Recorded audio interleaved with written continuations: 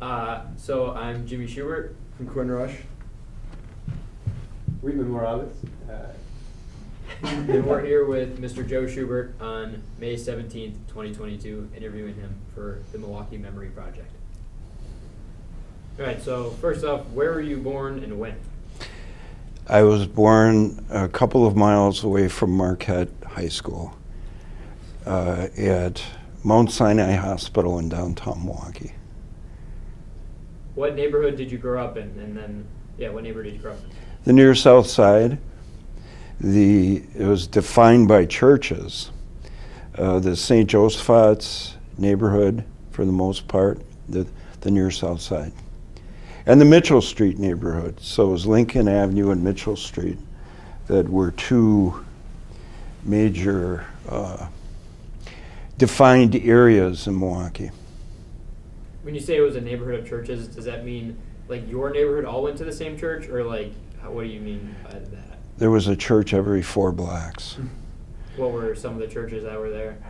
Our parish was St. Joseph's. That was my parish growing up, and it still is my parish. So were you like rivals with any other parishes? No, not really.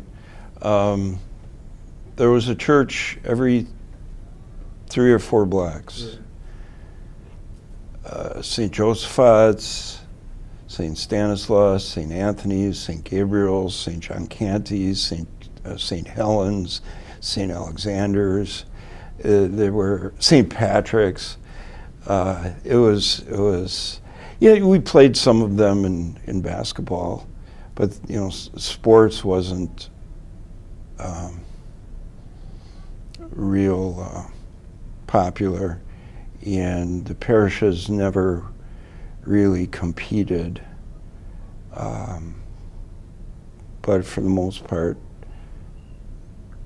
everybody had their church and their school. They all had schools too.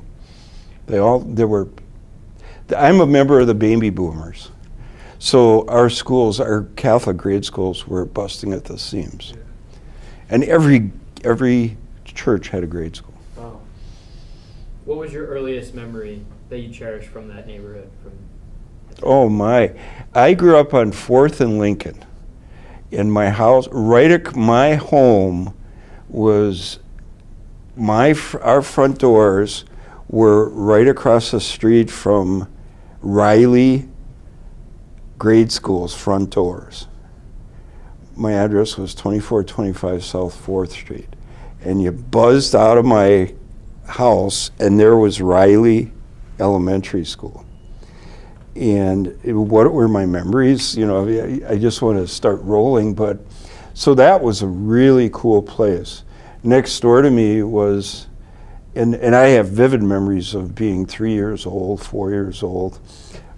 Next to me was an old-fashioned sweet shop and malt shop, just like on the TV program Happy Days. Yeah. And when I was 3, 4 years old, all these teenage kids in their fancy cars and their hopped-up cars and their dates would come to Sophie's malt shop. And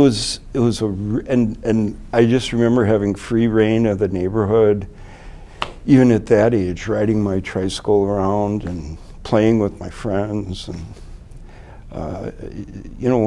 we were 3 blocks away from church at St. Joseph's. It was just real pleasant. So then would you guys walk to church? Yeah. Mm-hmm. And I started kindergarten there, and we'd walk to kindergarten. So you went to grade school at St. Joseph's then? I did. Were there any friends that you remember these memories with? Oh yeah. Oh yeah. We lived at 20 on 4th Street. We lived in a 4-family that my uncle, one of my mom's uncles, owned, and across the hall were 2 girls. I remember their names, Ronnie and Dawn Allen, and we would play together constantly. Around the corner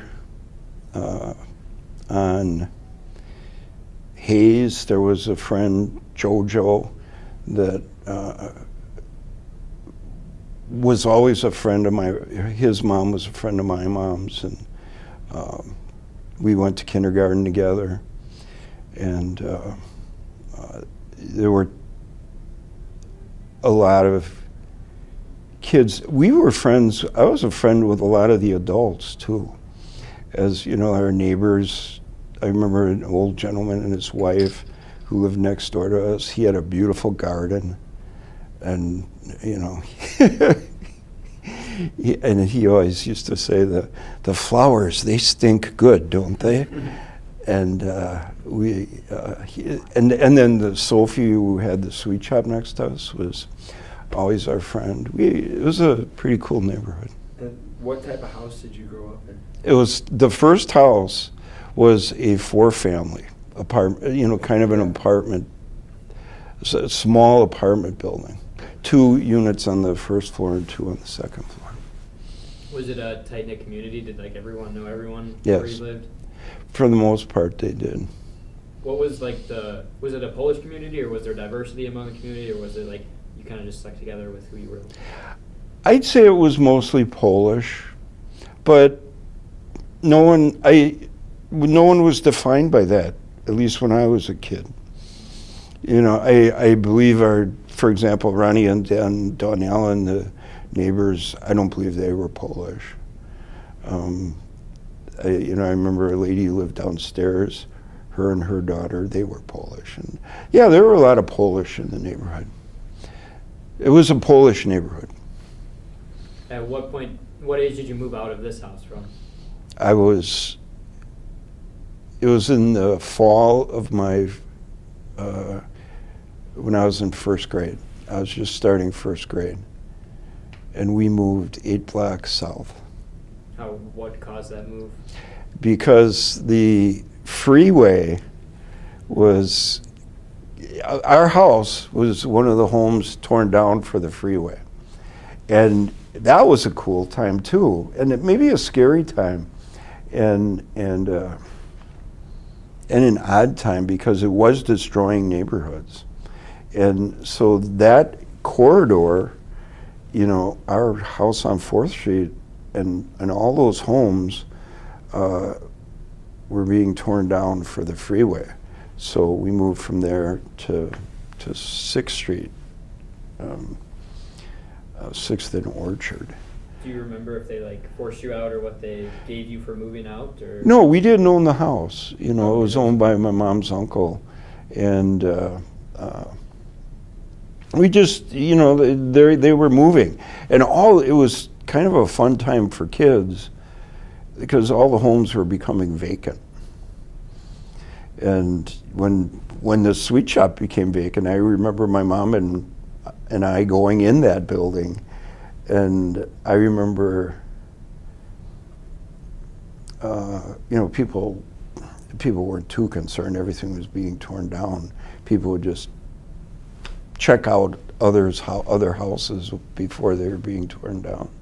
So it's not like, well, everybody had to move, but it didn't seem like, yeah, it was forced, but it didn't seem like a traumatic force, like we're losing our homestead or anything like that. Because you still went to St. Joseph's after you... I did. Yeah. See, first grade, then we moved 8 blocks from St. Joseph's. Yeah. And so as kids, my dad would give me a ride, or I'd take the bus, or we would walk the 8 blocks from Orchard to Lincoln. How old were you when you started taking the bus? 6. City bus. You buy a bus pass for like $1 or something like that, and then you could use your bus pass, student bus pass. My mom used to say, because I was, you know, in the fall of my first grade, think about it, back then, kids would just get on a bus by themselves, and I still remember her saying the buses had their final stop on it, and I could take the one that began with O, that's Oklahoma, but don't get on the bus that begins with M, because that stops on Mitchell Street and turns around. So make sure you go as far as Lincoln, otherwise you'll not make it to school. But yeah, we used the bus going and coming. During this time, what were your parents' occupations? My dad, when I was born, my dad worked at Schlitz Brewery, pretty famous brewery in Milwaukee, and he worked there until I was about 5, and then he became a car salesman. What do you know the reason why he left Schlitz? I don't know. He was working, if I remember, he was working on the loading dock, and I think he wanted a white collar. Back then it was a white collar job instead of a blue collar job. And, you know, he would wear a suit and tie to work, and it was kind of working in an office. I think he preferred that. And he liked people. He liked talking and meeting people and hanging out with them. So, and the car business was different back then, and it was a lot of fun, and it had a lot more benefits, and he enjoyed it. Did he have any education that he needed for these jobs? He went as far as high school, and so you needed people skills, and he was pretty good at it. And do you know what dealership he worked at? Lots of them. I have good memories of those. I remember the first job I remember him getting was at S&R Lincoln Mercury on South Howell. And I remember the first car he brought home. What was it? A Mercury Comet. And he worked there for maybe a year. And then later on in life, I became friends with the owner of S&R Lincoln Mercury. I became friends with his son, who's a lawyer in Racine. Lincoln Murphy. He named his son after a car. And when I met Link, I said, my dad used to work for you. We determined my dad used to work for his dad at S&R Lincoln Mercury. Then my dad went to work for a dealership called Zweifel Ford that was on Lisbon. And then he switched to Chrysler Plymouths. And it was cool because the dealership he worked for was about maybe a mile and a half from our house, right down Greenfield Avenue. John Labatsky, Chrysler Plymouth, and he worked there a long time. And then switched around to other Chrysler Plymouth dealerships. But that John Labatsky, it was about on 21st and Greenfield. It was a very cool place. And I got to hang out there, and I enjoyed cars, and they always made me feel welcome. Do you remember a lot about elementary school? Who were some of the kids in your class, and do you still hang out with them, any of them? Who do you keep in touch with today? A lot of them. I don't know why I have such good memory for the old days. Kindergarten, I remember who was Neil Saganyak, who went to high school with me, so we went to grade school and high school. Jimmy Kruzwicki, same thing, grade school and high school. Gerard Piotrowski, same thing, grade school, high school. I remember a lot of the girls in my class. And I still have contact with them. Our grade school, we stayed pretty much the same kids, students. We had the same kids in our class from kindergarten to 8th grade. How many was there? There was about We probably lost some, but there were pretty solid 60 in each class. And so, because it was the baby boomers. And so we had two first grades with 30 in each class, 2 second grades, 30 in each class, 2 third grades, 30 in each class. And we graduated with about, 2 eighth grades, maybe 50 to 60. And when you graduated 8th grade, what year was that? 1970. Okay, so in that meantime, do you remember JFK's assassination and Dr. Martin Luther King Jr.'s assassination, those things? I was in 2nd grade, and we were with Sister Ernestine, and Sister Geraldine came running into the classroom. And it's kind of moving now when you think about it. And she says, "The president was shot." And we were sitting in 2nd grade. And I do believe Sister Ernestine immediately turned on the TV. Did you watch it for the rest of the day then? That day? We watched news coverage, and then the whole city was very sad. Things got silent. And I do remember, people treated things more serious back then. I believe I remember the bus ride home and everybody being silent, and everybody was silent. So I remember JFK getting shot at. I remember Sister Geraldine running in. Now, Martin Luther King, you mentioned that. I don't remember that one. I wonder if that happened in the summertime. Were you busy during the summertime? Yeah. And was he assassinated in what year? 1969? I can't remember. 68. 68. What was the date? April 4th. See, I was in school, but I don't remember that. See, the one in the JFK was vivid because it happened during the day and school hours. So I don't remember the Martin Luther King. I remember, in general, the news coverage and the sadness after that.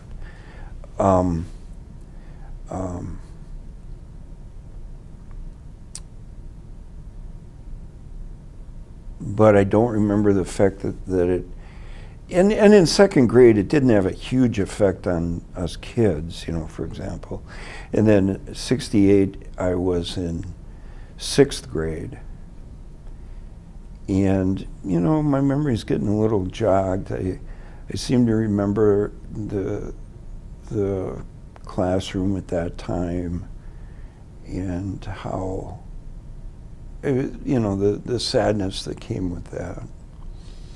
Speaking of that time period around 1968, from August 1967 to March 1968 for 200 consecutive days, open housing marches took place in Milwaukee, and this took them from across the 16th viaduct to Kosciuszko Park, which would have been right in your neighborhood. Mm-hmm. Did you ever have any interactions with the protesters or the counter-protesters, and what do you remember about that? We had 0. You see, I was on 6th Street, and sometimes the protesters, it was 16th Street. Gosh, I seem to remember them sometimes coming past their house. If they go to Kosciuszko Park, some may have walked down 6th Street to go across 6th Street Viaduct instead of we were a segregated city. They'd go on 16th Street, but the protesters, and go to Kosciuszko, and then come down 6th Street and come past their house. So, and then you ask about the counter-protesters. I have a vivid memory of that, and I've talked about it. My dad and I would make a habit of sitting on our porch, and we were sitting on our porch one day when the counter-protesters were marching past our house. And I have a vivid memory of my dad and I sitting there, and some of the counter-protesters knew my dad, And one guy goes, Joe, my dad's name was Joe, and then the counter protesters kind of stop and they start talking. That's Joe Schubert. He sells cars, down the street at Labatsky. I bought a car. I think he bought a car from my dad. And so this guy's friend goes, well, don't sell any cars to Father Grappy. And okay, I was pretty young back then, but I knew enough to keep my mouth shut. And then so after everybody left, the protesters marched on, I looked at my dad and I said, Dad, you do sell cars to Father Grappy. Father Grappy was a good customer of my dad. And how did I know that? Because every Christmas my dad would send out Christmas cards, and I would address them, and my dad would sign them. So I'd get his big customer sheet of all his orders, and he sold a lot of cars to Father Grappy in St. Boniface Parish. One year he sold them 4 cars, Plymouth Valiants, the lowest priced, no frills car for priests. So he sold, I remember filling out a Christmas card to Father Grappy at St. Boniface Parish. And and I think when my dad, they left, and I said, Dad, you do sell cars to Father Grappy. And he goes, well, probably smart you didn't say anything about that, because they were, they meant it, I believe. These counter-protesters, they meant it. They didn't want, they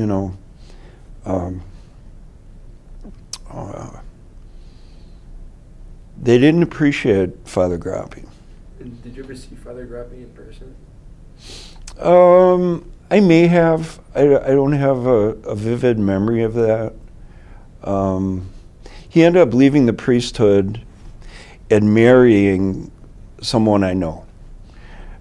He married, if I remember, he married a Razga from the Razga funeral parlor family on 7th and Lincoln. And I may have seen him in passing. Obviously, my dad saw him pretty regular. And I don't know how many years he sold cars, but I do remember, I have a really good memory of those 4 Plymouth Valiants. And I think my dad said, like I said, I'm happy you didn't say anything. He does sell it to Father Grappy, you racist. What's the matter with you?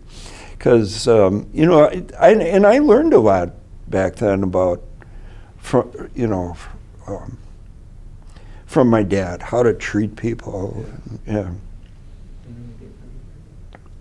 You said earlier that you wouldn't have heard about the Martin Luther King assassination because it was during the summer. Mm-hmm. What were you busy with during the summer during that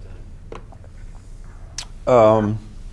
Well, during elementary school, or what time? That would have been 68. So 68.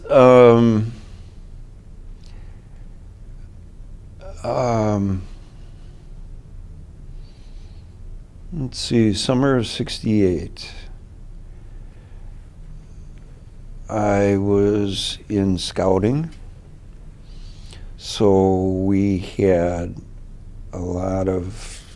summer camps, that's for sure.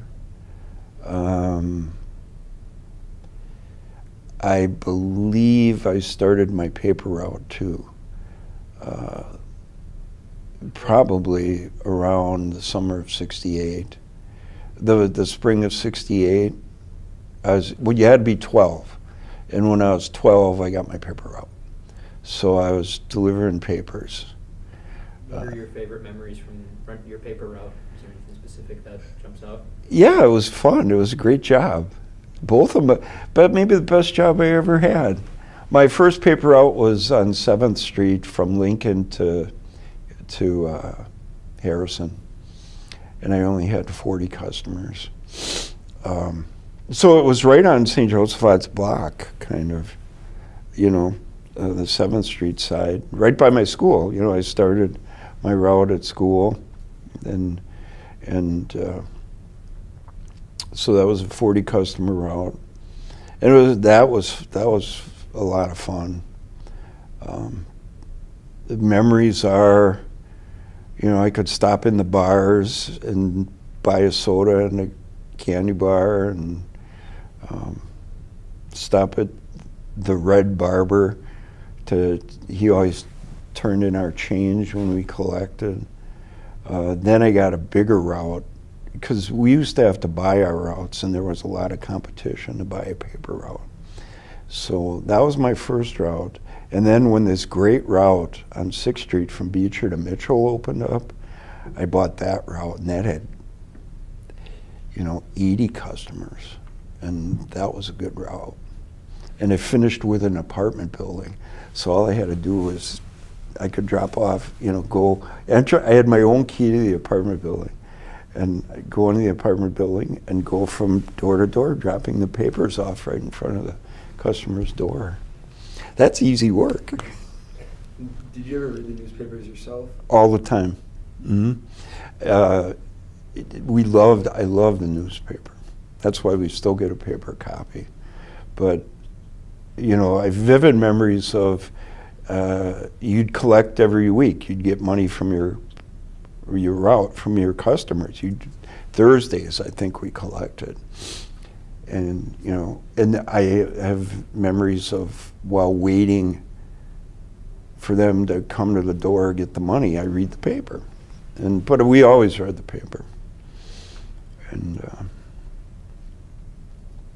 then, yeah, it was, and then when I was in about summer of 8th grade, I got a Sentinel route, and I had 2 routes, Sentinels in the morning and journals in the early evening.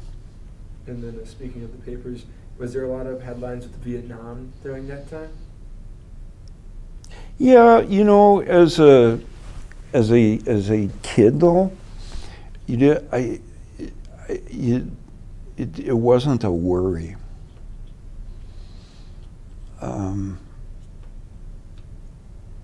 Did you know anyone serving in the Vietnam War? Well, I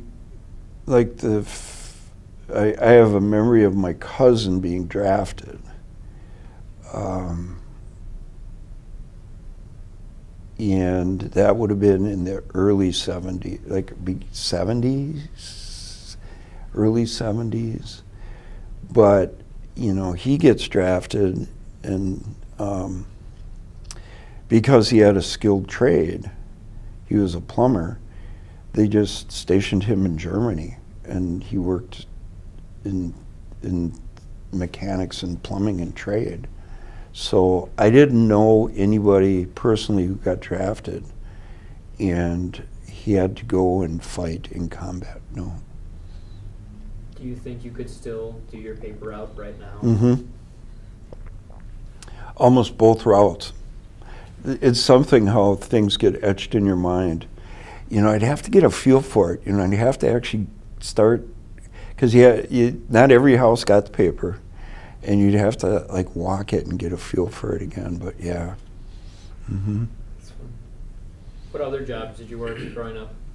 Freshman in high school, I got a job at, and I think these are famous places. I got a job at the Baskin-Robbins ice cream store on 13th and Morgan, and I started there in April of 1971, my freshman year. So I was 15, and that was one of the coolest jobs on the planet. I worked there for about 4 years, and back then, that, you know, even now, you know, people my age, I'd say I used to work at that ice cream store. Everybody's been there. So no matter who, I'd sit anywhere, go to any event, and we'd talk about our jobs we had. I worked at the ice cream store on 13th and Morgan. Odds are they've been there. Does it still exist? Very popular. No, it closed. It shut down maybe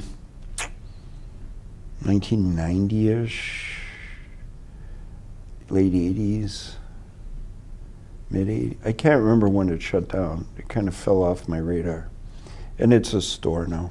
It's not an ice cream store. It's maybe a store, food place. All this time you spent working, were you saving up for something, or what was the goal of working? Or was it just the thing that every kid did? Well, I spent in high school, well, I had to pay tuition. I paid my high school tuition. And where did you go to high school? 2 years at Punono and 2 years at Thomas More.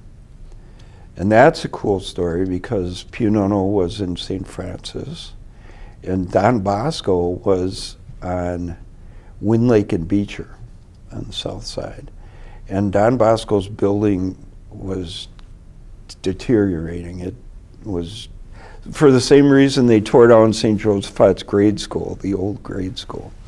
The Don Bosco was falling apart and that building could not be renovated.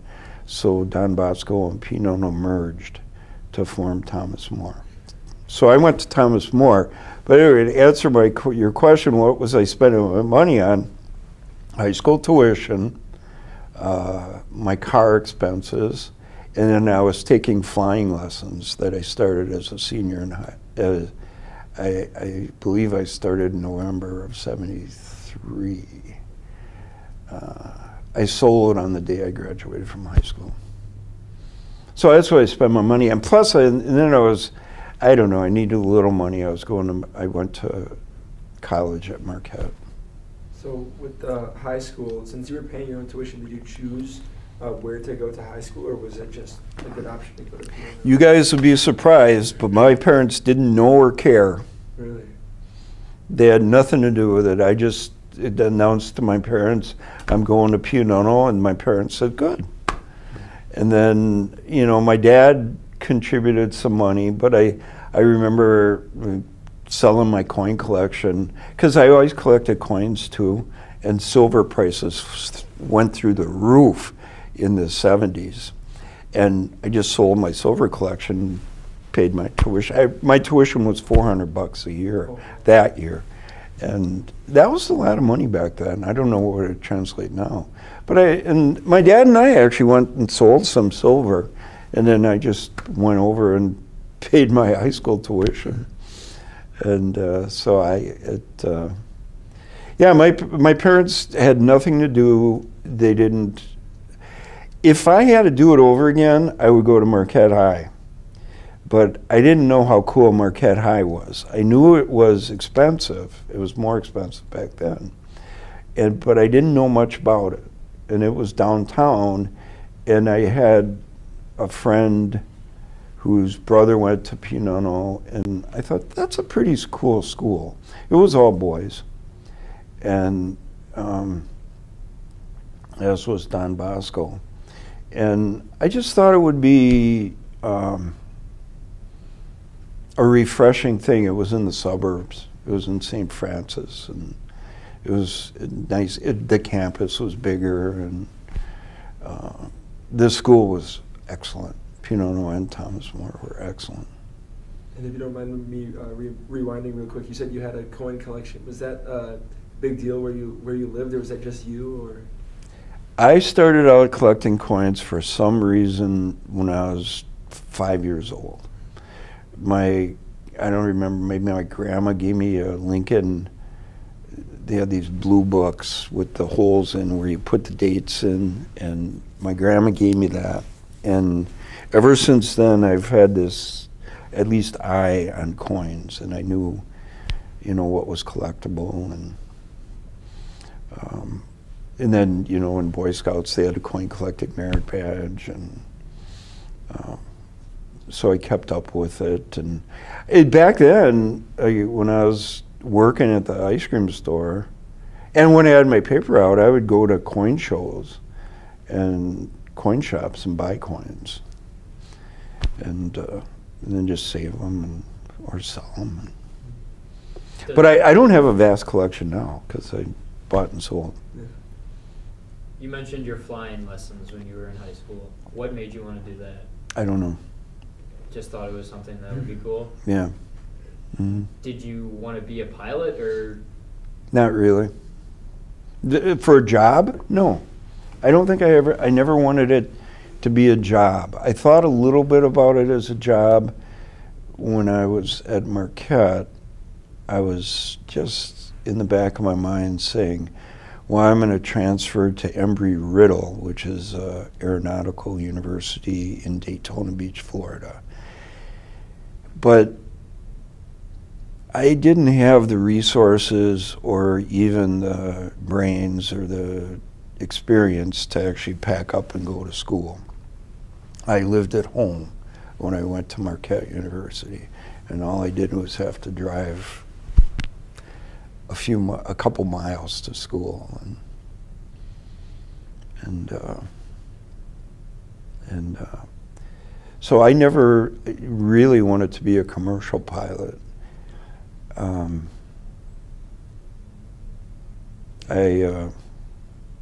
My eyes weren't good enough for being a military pilot.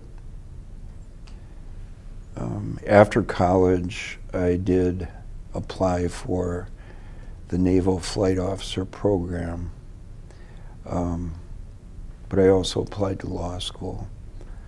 And the Naval Flight Officer program, I couldn't be a pilot, but I'd be the guy in the back seat of the fighter plane. And I had my ticket to Pensacola, Florida for the Navy, and I had my law school acceptance letter in each hand. And I called up the Navy guy and said, well, I'm going to law school. And I thought he'd be mad, and all he did was say, good luck. You know, because he spent a lot of time and effort on recruiting me and money and that. But so that was a long answer to, did I want to be a pilot, not a commercial pilot. Did you have a dream job when you were in high school? Like you wanted a No. future job? When I was in high school, I thought about being an architect, about being a photographer, or being a lawyer. And I became a lawyer. Were there specific classes or teachers that made you want to follow specific paths? No, not too much.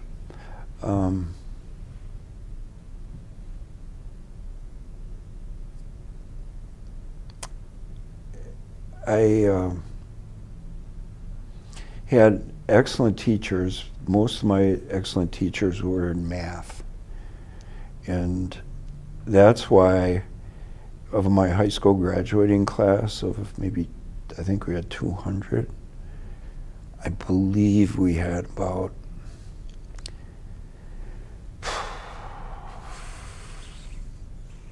50 engineers. I went to college with about 25 of them. 25 of them were at Marquette. We had this great math teacher. What's their name? My math teacher, Thomas Glashevsky. I had him for freshman algebra. Geometry, I didn't have him. I had Neil Petrangeli, who was an All-American heavyweight wrestler at Notre Dame. And so he taught me geometry and also architectural drafting. But then I had Glashevsky again as a junior year for algebra, geometry, trig. And then I had Glashevsky again senior year for math analysis or calc. And that's why we had so many engineers. And Glashevsky lived in our neighborhood, you know, on near South Side. And so your answer is, did any of these teachers, like, why did I become a lawyer? None of my teachers, like, pushed me there.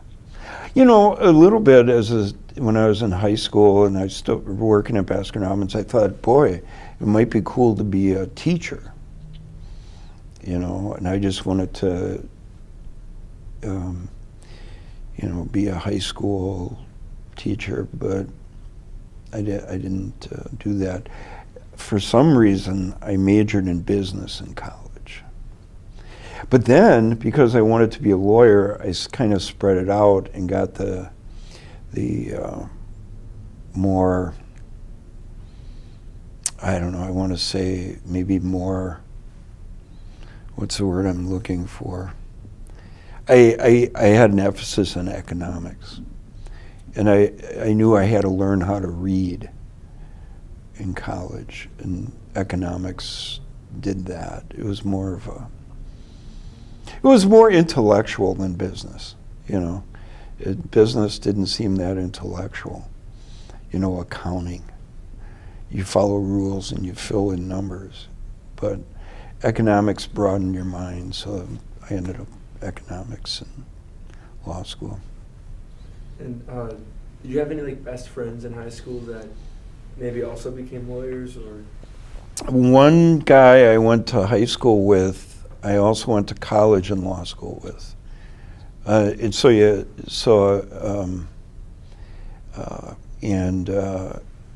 But we like didn't we didn't really hang out.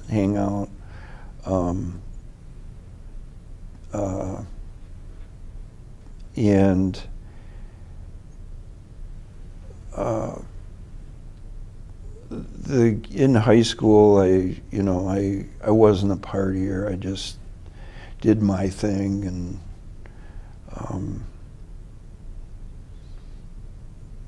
it's not like I formed a bond with anybody and we did things together to either advance our education or our careers. I just kind of bounced around. And then did you have a girlfriend during this time? No, not in high school. In college, I had a girlfriend or two, but never anything like serious. I was school and work, and then in law school, that was pretty.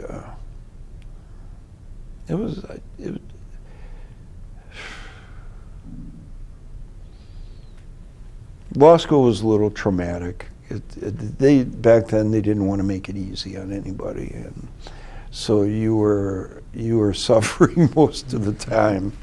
So it wasn't until after law school that I actually established relationships, and I'm happy about that. Trust me about that.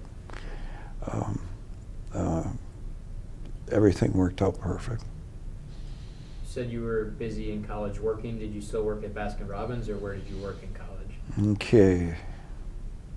College, for the most part, freshman, sophomore, junior years, I worked as a security officer, a security guard during the school year.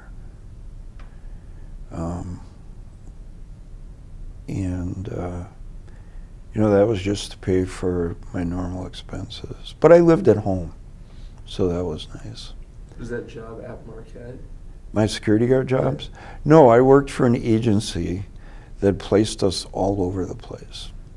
So I would work at factories, the best jobs were at factories, where I'd work second or third shift when they were shut down, and I could sit there and I can study. I worked at office buildings. I worked some, retail, as a security guard. The best jobs were in the factories. I remember, in the near South Side, Jones Island, I worked as a security guard at a, I don't know, what do you want to call it? Junkyard. Sometimes I'd be stationed there. I worked in office buildings downtown and other places like that. And were you driving around during this time? Mm-hmm. Hey, I got my first car from my dad. It cost $250 because it was a 1965 Dodge. Was Marquette University kind of like your only option, or like what made you choose Marquette? It turned out to be. It was just convenient. I did not have, as I said earlier, I don't think I had the brains, the resources, the knowledge, anything about going away to school. I didn't know I could, apply to Madison, or Madison was a good school. And Marquette had some prestige, and it was local, and I didn't have to upset my life too much to go there. Was Marquette your first kind of step into downtown, or did you spend much time downtown before that, or? We came downtown. I would be downtown, even in grade school. We'd come downtown. I remember one of my grade school classmates, his mom and dad ran a beauty shop on 6th in Wisconsin. And we would come downtown, we'd go to lunch. Just us kids, we'd come downtown, go to lunch, we'd go to Bucks games, wrestling matches at the auditorium. We would come downtown quite a bit. And you said that was in grade school and high school? Mm-hmm. Grade school. So did you see Kareem-Abdul Jabbar play? Yeah, I did. I did. I didn't go to a lot of games in high school. I remember going in 8th grade, and that was before they won the coin toss, I think. Well, no, I think they might have had him. I think he joined my 8th grade year, so I think they won the coin toss on my birthday in 1969, and they got the first pick. And then so they drafted Lou Sindor. So he joined 69-70, I think, was his first year. So yeah, then I did see him play when I was in 8th grade, I think his first year.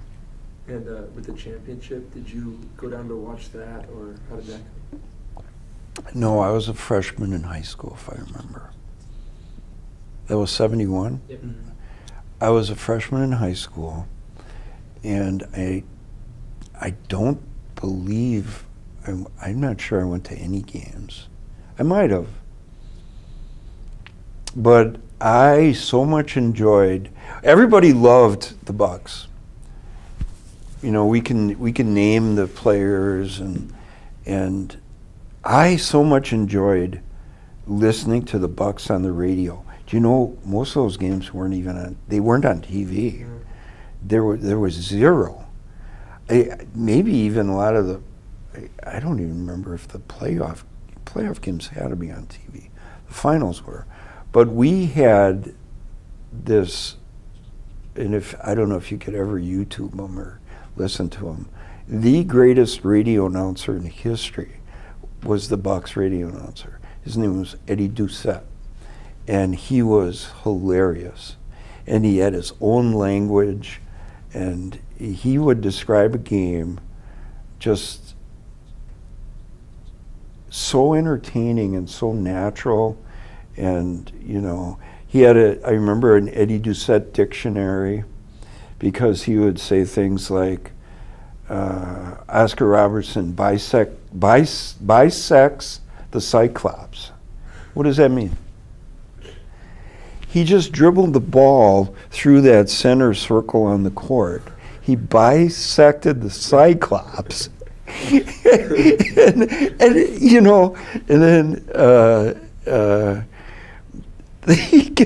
he's in the toaster. And he gets a rebound. And what does that mean? He's in the toaster. That means he's like under the basket. You know, you're in the toaster. This guy was hilarious. And he came up with great like nicknames for Bobby Dandridge. the Greyhound. I think he might have coined the term the skyhook for Wilsoners. Yeah, it was listening to these games while doing homework it was hilarious. So how far did you guys grow up from one? Well, he used to live just 10th and Hayes, which is about 5 blocks away from St. Joseph's. And I just went past his house yesterday, or Sunday.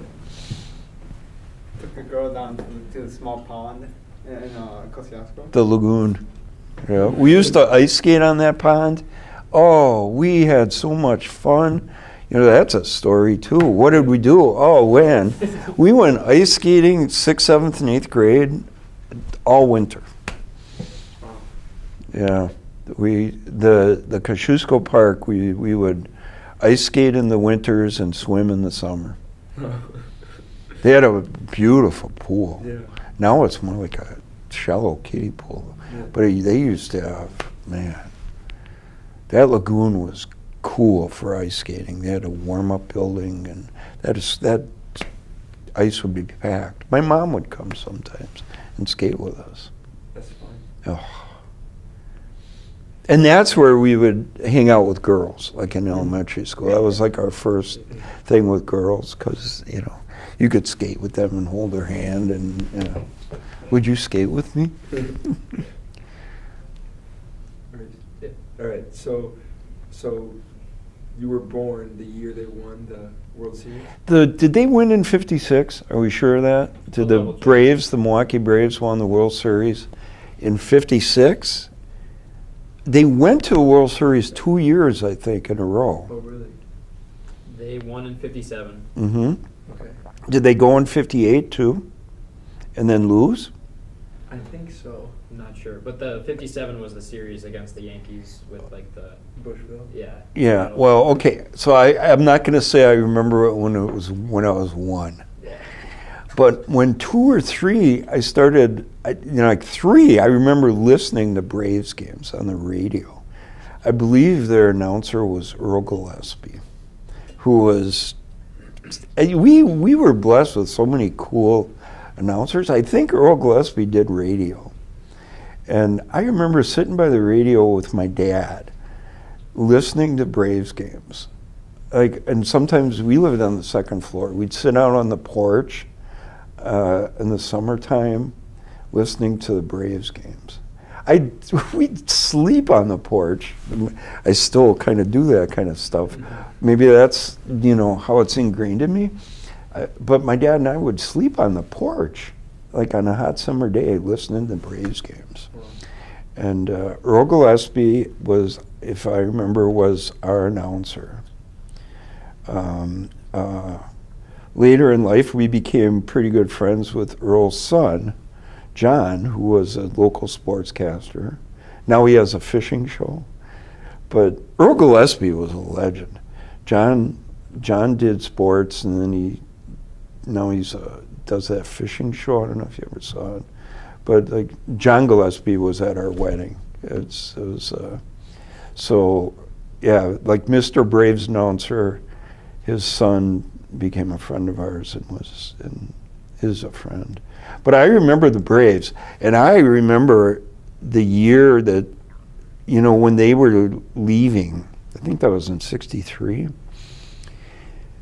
I remember getting up almost on a Sunday morning to check the standings because they had a good team. But then they just up and left to Atlanta. Yeah. And we were without a team for 7 years. The Brewers came in 1970. Do you remember when they came, how big of a deal that was, or how excited you were? It was a big deal. Our 8th grade boys were excited. I remember we started talking about who the players would be because, gosh, Seattle came over and we were talking about the players. I remember going to baseball games right away. At County Stadium? Yep, that summer. Yep, and then 8th grade, 9th grade, I'd go to a lot of baseball games. We'd go. Do you remember any specific players that you enjoyed to watch? There was a player named Walton, And now I lost it. I remember maybe ninth grade, their only all-star, and I can't remember. What about the 1982 team that made it to the World Series? Well, that was vivid because I was 1 year out of law school, and I was actually starting to live life, you know. So I would actually do more social things, you know, go to games. We'd follow baseball, you know, pretty. You know, that was a good time for Milwaukee. The players were very visible. You know, they were out in the community, and I remember the last game against St. Louis. We just had it on. I was living downtown with some roommates, and I remember the game, and then even though they lost the World Series, I remember the downtown parade because I worked just a couple blocks from Wisconsin Avenue. And we all walked over to watch the parade. And was County Stadium, was it a cool place, or was it like bad, or how did you? It was very comfortable. You know, I guess we needed a roof, but yeah. I thought County Stadium was very comfortable and functional, and a lot of fun. And really, you know, in the 80s, I went to a lot of games. One year, when they had that, was it a 15-game winning streak to start the year? I probably went to every home game. Earlier, you were talking about how in 1982 you were just out of law school. Where were you working? 1 year out. I worked at a law firm called Brennan & Collins. Our office was at 788 North Jefferson Street. It was the coolest location in the city, right by Cathedral Square Park. You know, I could go to Mass at Cathedral. I was in the heart of everything. That was fun. I stayed in that office, in that building for 40 years. Was it difficult to find a job then right out of law school, or was it really a pretty easy time? I had clerked. When I was a senior in law school, I clerked. You know, the firm came to our law school and interviewed candidates for, you know, like to be a helper your senior year. It's called clerking. And I clerked at Brennan & Collins, and so they offered me a job there. So you said that law school was pretty rough during that time. Do you know, like, how many kids made it through law school? That's really a good question. Because, honest to gosh, there was even a TV program on that time called The Paper Chase, and it was a movie. And they made a TV series out of it, how onerous they made it. And I still remember the professor in the TV show and maybe in the movie, you come in here with minds of mush. And the teachers in law school would humiliate you. And it was odd. I guess they threw you into the fire because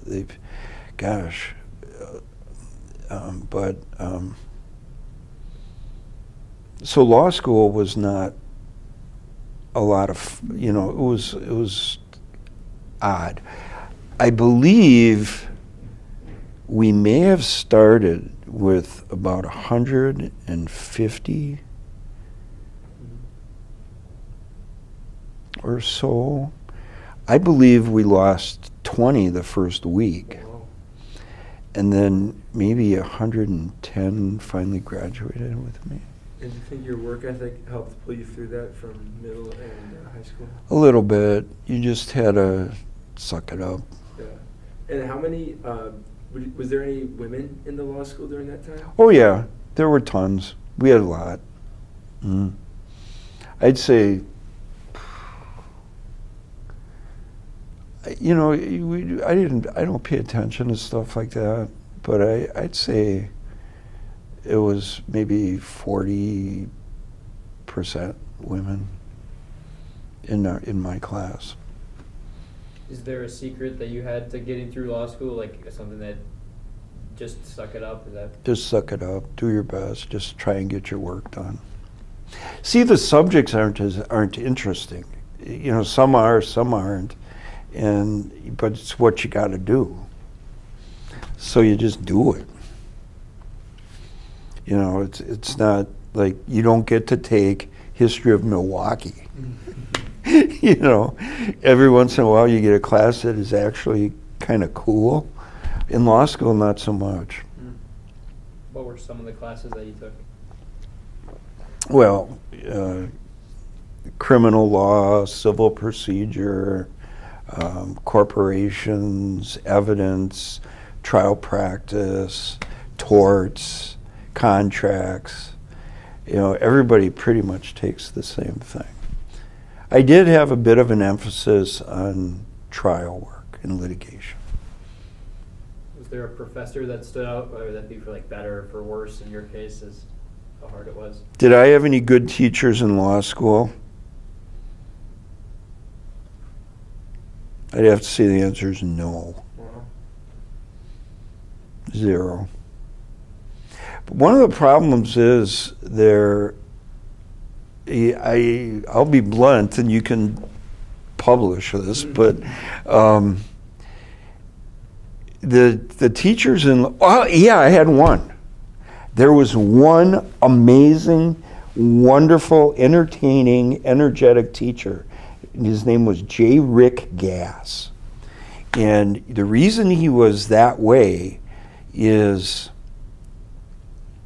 he was a practicing lawyer and a very good one. And he was a trial lawyer. And he taught, I remember I had him for evidence and advanced evidence. And this guy, he worked full-time as a practicing lawyer at the same kind of firm I worked for, an insurance defense firm. We represented insurance companies. So he worked for an insurance defense firm, and you spend a lot of time doing trial work when you do that, because insurance companies, like your auto insurer, they get sued all the time. And as an insurance defense lawyer, you're in court all the time representing them.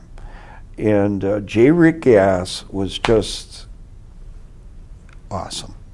And he, you know, when I graduated, I never had a trial against him, but I've had, you know, cases with him or against him. And I believe his background, I think he was an undergrad chemistry major, and he may have taught like maybe high school chemistry, so the guy knew how to teach. And he was a successful lawyer, so that made him the best teacher and the coolest guy. Everybody else I had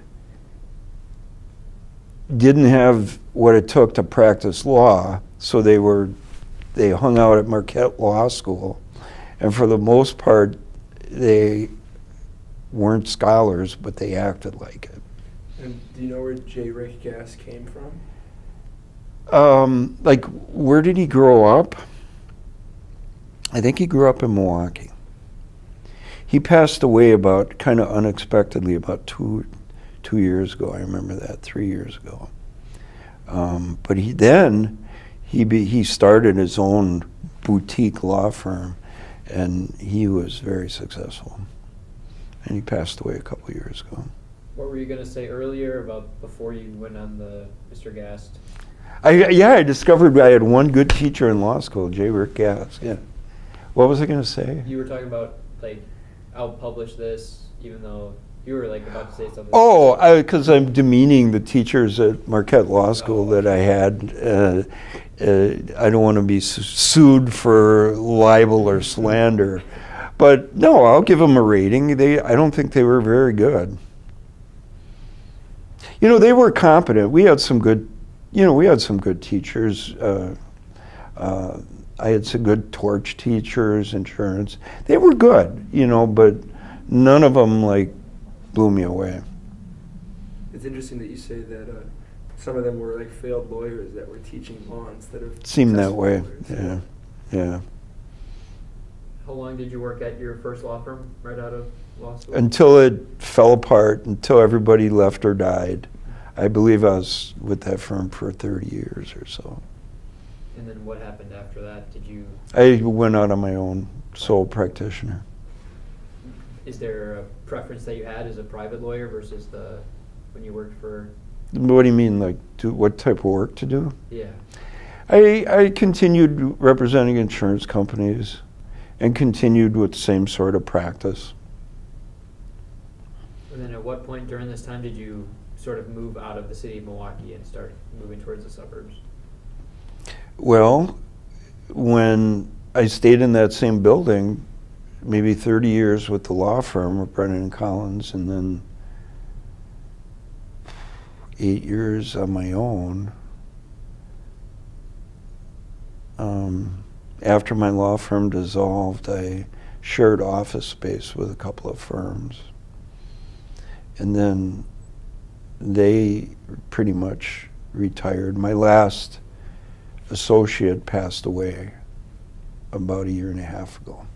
So then my office space dried up, and I came, and now I'm working out of my home. As far as like where you lived, what point did you move out of the city of Milwaukee? I moved out of the city of Milwaukee for the first time in 1986.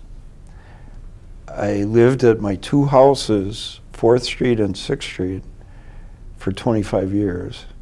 Then I moved to 1115 East Knapp, to an historical building that I believe was built by, I want to say, Gettleman, the Gettleman Brewery, for his daughters. He built 2 kind of substantial semi-mansions on Knapp Street and Prospect, and then they were divided into like three families, and I lived at 1115 East Knapp for 5 years with my roommates, and then I bought a house in Wauwatosa in 86. And during this time, were you dating anybody, or? From law school, after law school, yeah, I dated pretty regularly, and but I married my first serious relationship. Was there did you enjoy living in the city or more, or did you, once you moved to Wauwatosa, was there a preference that you noticed? I loved living at 1115 East Knapp with 2 roommates from law school who I still am best friends with. And we had this coolest mansion. We actually had a garden and woods in the backyard. And it was awesome. We could walk to Summerfest and walk downtown, Bastille Days, and walk everywhere. Yeah. That was good. That was awesome location. Do you remember any particular artists coming to Summerfest during that time? You know, I don't remember many that I saw in the 80s. You know, in the 90s, I remember more, you know, but the 80s, we were side stage guys, and what do you remember from the 90s? Well, you know, I do remember some from the 80s, like Meatloaf, and remember seeing him on a side stage. 90s, we saw, well, the Bodines, Warren Zevon, Rod Stewart. We spent a lot of time at Summerfest. Did you commute to the city when you lived in Wauwatosa then? You still had your downtown? Yeah, I lived at a really cool location on 89th and Blue Mound. So we had great freeway access and, you know, not too far from Wisconsin Lutheran High School in an area called Ravenswood, which is a really cool area. How long was the commute then? 10 minutes. Well, you know, the morning rush was a little, probably took 20 minutes by freeway. Or I could take Blue Mound straight down. It was a really cool commute. That's what was good about that house. On Knapp Street, I lived 6 blocks from work. And, you know, when I was in Wauwatosa, I lived about 5 miles. When you lived in Wauwatosa, were you living by yourself then? Yep. How come your band of roommates kind of separated? Okay, that's why I had to move too. One was, they were both moving in with their wives. And so they were buying houses, so I just said, well, I got to buy a house. And I bought a house on 89th and Blue Mound. How long did you live there for? 6 years. And what transferred that move then, away from Wauwatosa? I wanted to live on a lake, so I just started looking around and I found out that Little Muskego was affordable and convenient. And in '92, I bought a house on Little Muskego Lake. You moved in '92. Also in '92 was the cryptosporidium outbreak. That was '93. Where you probably weren't affected in Muskego, but you remember like your family member or any of your friends kind of panicking with that? No one panicked, no one cared in my family and friends. So they drank the water, showered, didn't worry about it? Didn't care. It was not even a blimp, a bleep on anybody's radar. You still spent a lot of time during the city because you still worked downtown living in Muskego. Right. What were some of the fun parts of the city in sort of like the 90s, late 80s, early 90s? We went to a lot of functions, you know, in the 90s, you know, that's when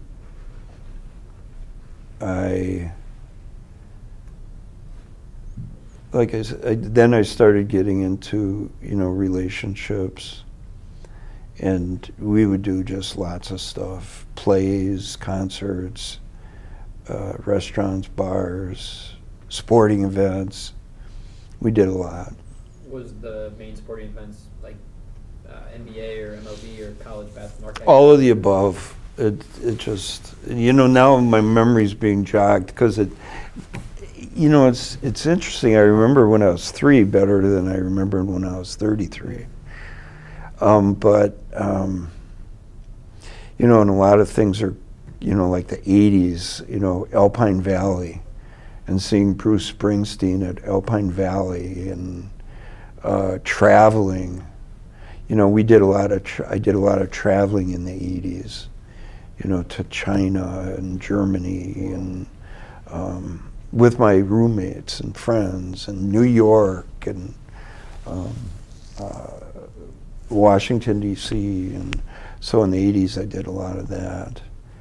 And what was your question about the 90s? Just about the downtown area of the city of Milwaukee. It was awesome. Yeah. It was just, we could walk out of our offices, and the downtown area was spectacular with restaurants and bars and concerts and festivals, Bastille Days, Irish Fest. We were everywhere. Circling back to your college days, because you were just talking about basketball, do you remember, you graduated in '78, and so you were a student in '77 when it was when the NCAA basketball championship was for Marquette. Oh man. Talk about a good time to be at Marquette, huh? It was really cool. But I didn't go to Marquette games because, again, I wasn't a real. I was working, I was studying, I wasn't a partier.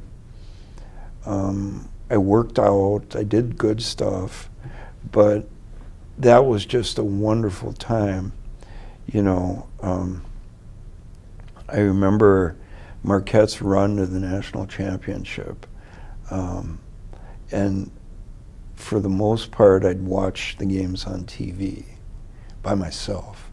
I remember working as a security guard with my TV there, watching the games or listening to them on the radio. I had a lot of contact with the players.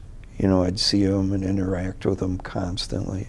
Helped Butch Lee, the National College Basketball Player of the Year. I helped him with his homework. I remember working on a computer program. Back then, we didn't have desktops, and we had to punch cards and write programs. And I remember doing one for Butch Lee, who, he was the National College Basketball Player of the Year, and they won the national title. And me, I did not want to party with my friends. I went home and watched the game by myself, laying on the floor. I was nervous. And I watched that final game by myself. And then, so I get up in the morning, and the Milwaukee Sentinel has my best friends on the front page because they were in the Union, Marquette Union, drinking and partying. Russ Lasniak, a guy I went to high school with and college with, who's just retiring as a professor at Iowa State. But that was fun. And then I had an 8 o'clock class the next morning. We came to class, and our professor brought champagne into class and said, "We're drinking champagne today." And I had some champagne at 8 in the morning. Was that when the drinking age was younger? It was 18, but that was my junior year, so I was 21. Oh. Yeah, I was 21 when they won the national title. I just turned 21. But yeah, the drinking age, I think, was 18. But yeah, I can't remember now, it began with a K. But he brought in champagne. And that was Marquette.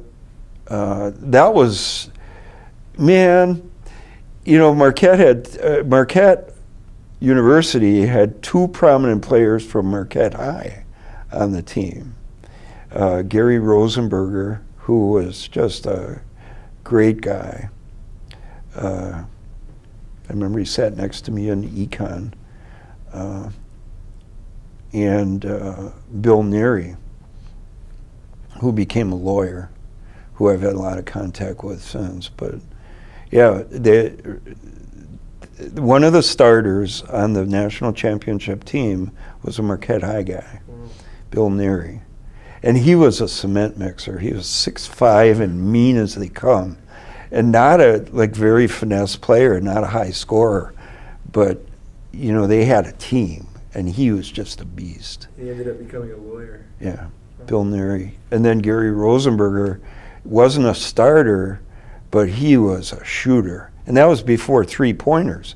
They didn't have three-point buckets. Yeah. But that guy could just sit at the top of the key and nail him.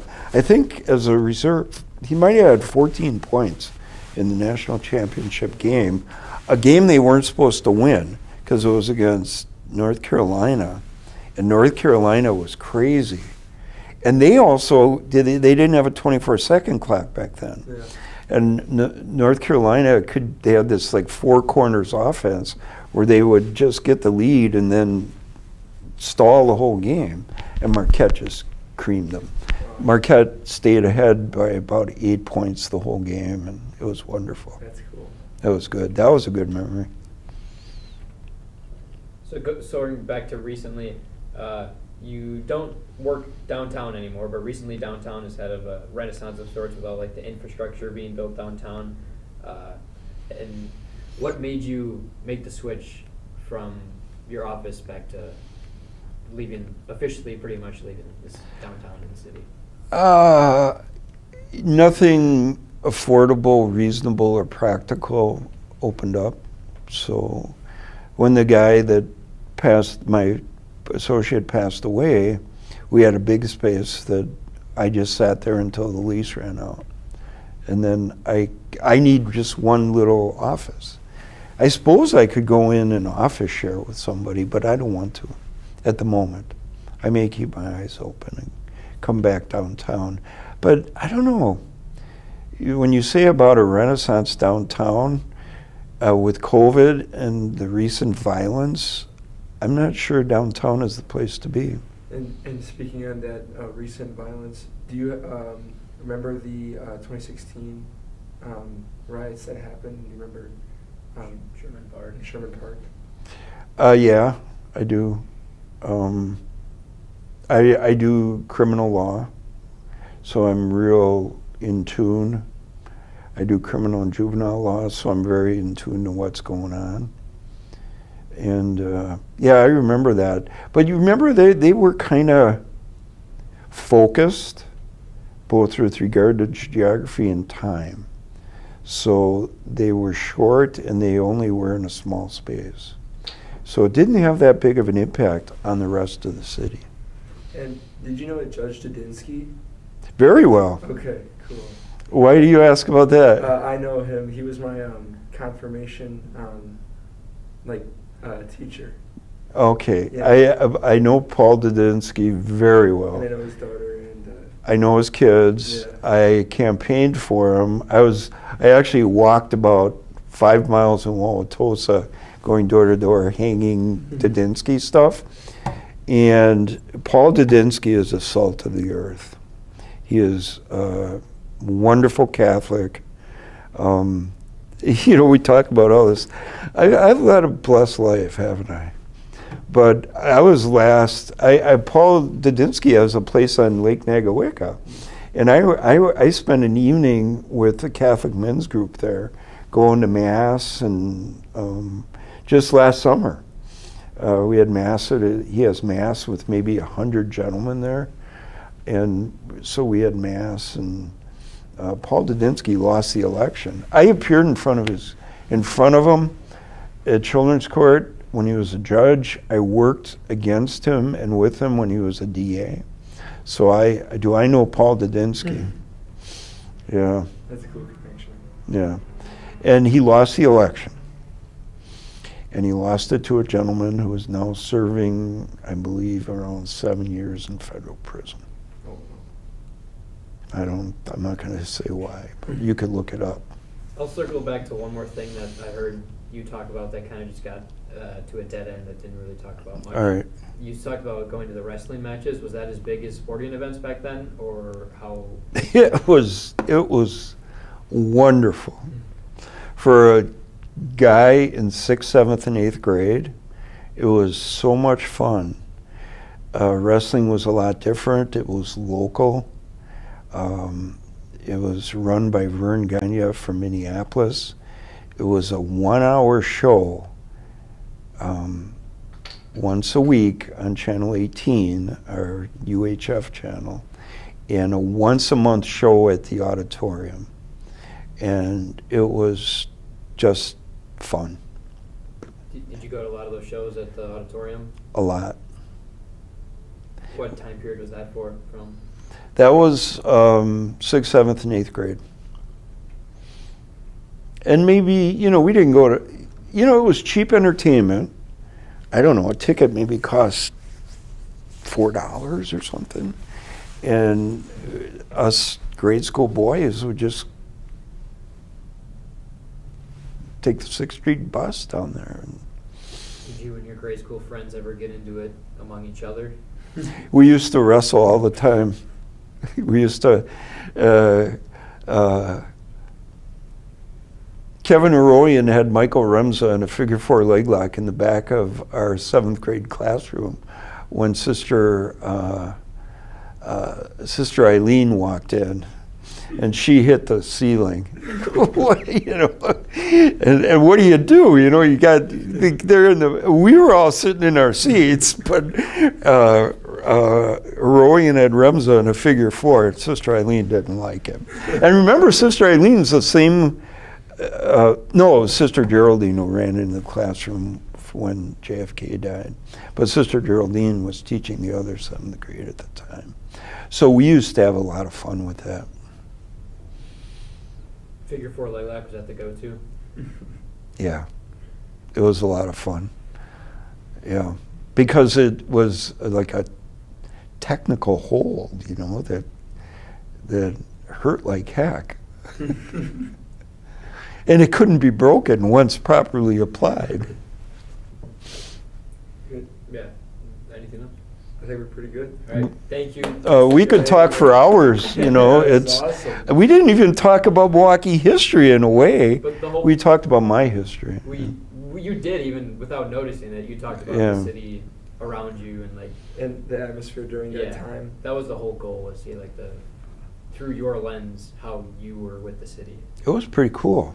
Yeah, that is cool. Like how you rode the bus, and your mom was just like hop on the bus with the letter O on it. Yeah, Oklahoma. Yeah. If you hopped on, and once I did, I was like 6 years old, and I hop on the M by mistake.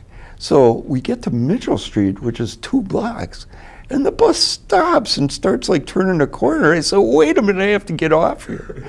I think I might have waited on Mitchell for the next bus to take me in. Yeah, get on O, not M. And then the 6th Street bus went to Oklahoma, and then it stopped and turned around. It was the number 80 bus. 80. Mm-hmm. All right, we're That's good. And then the Pianono and Thomas More was the 19 bus that I'd catch on. My dad gave me a ride to high school every morning. Oh, really? Until junior year, I bought that Dodge. Yeah. But like freshman and sophomore year, I'd take the bus home.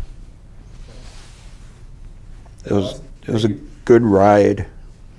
Thank you for all you told us. That was a very substantial interview we got about, was that